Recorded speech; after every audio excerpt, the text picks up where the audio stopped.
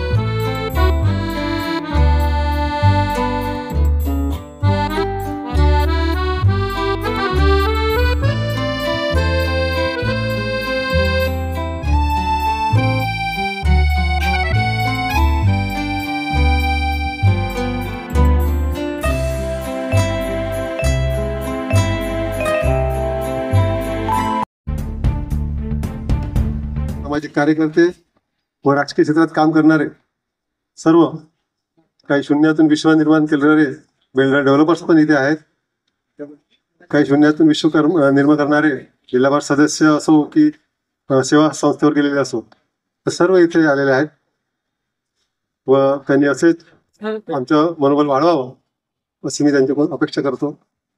ह्या सगळ्यांनी आपल्या समाजासाठी या भागासाठी मोलाचं काम केलेलं आहे।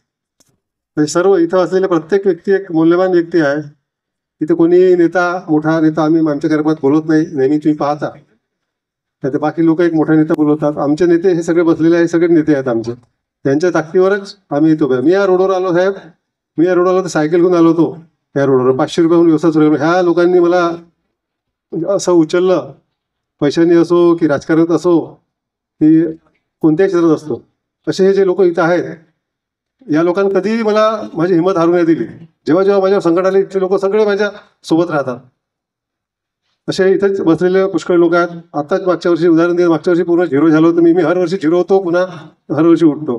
आपण काय झिरो होतो, पुन्हा हे लोक मला सपोर्ट होतात। आताही मला राजकारणात काही लोकांनी, राजू वैद्य आणखी काही जे सपोर्टर आहे गजानन पांडे वगैरे, तर तुम्ही सक्रिय व्हा, म्हणजे आमचं काहीतरी भविष्य होईल, या भागाचा विकास होईल म्हणून मला राजकारणात सक्रिय व्हा, डेव्हलपर्समध्ये सक्रिय व्हा, असे सगळे लोक आश्रय देतात आणि हिंमत देतात हर वेळेस। त्याच्यामुळे सगळ्यांचे आभारी आहोत। मोठ्या लोकांचा सत्कार होतो, गावच्या ग्रामीणच्या लोकांचा सत्कार होत नाही। जनरली अशा छोट्या लोकांचे ते सामोर येत नाही, कोणी सामोर येत नाही। ते आले, आम्ही त्यांचे धन्यवाद मानायला पाहिजे। अशा पद्धतीचे कार्यक्रम व्हायलाच पाहिजे लोकांचे हौसला वाढवासाठी, अशी माझी तरी इच्छा आहे। कामठी मतदारसंघाचा एक नागपूर तालुका आहे। नागपूर तालुक्यामध्ये आजपर्यंत कुठल्याच पक्षाने इथे तिकीट दिलेली नाही आहे। त्याच्यामुळे या नागपूर तालुक्यामध्ये विकासाच्या दृष्टीमध्ये फार वंचित राहिलेलं आहे। जर या नागपूर तालुक्यामध्ये जर प्रतिनिधी दिलं, ते आम्ही जनरल बोलत आहे, नागपूर तालुक्यात जर प्रतिनिधी दिलं तर एक चांगला विकास होऊ शकते। आणि विकास हा नागपूर तालुक्याचा मागासलेला आहे त्याला विकास करण्यासाठी नागपूर तालुक्याचा उमेदवार झाला पाहिजे अशी इथल्या नागपूर तालुक्याच्या कार्यकर्त्याची मागणी आहे। मला तर असं वाटते की इथले नागपूर तालुक्याचे लोक भाजपकडे पण गेले, भाजपचे लोक, की बा यावेळेस प्रतिनिधी भाजपच्या प्रतिनिधीकडे गेले की नागपूर तालुक्याच्या उमेदवार इकडे द्यायला पाहिजे।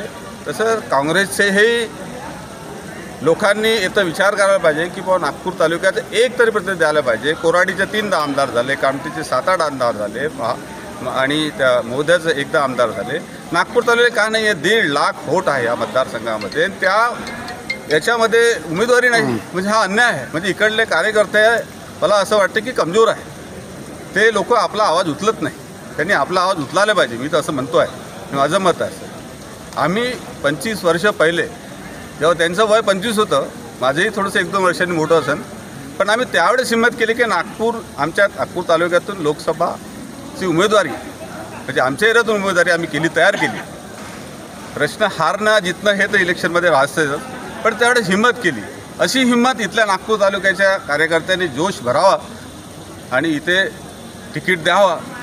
जयंतरावला तिकीट मिळाली तरी आम्ही त्यांच्यासोबतच आहोत.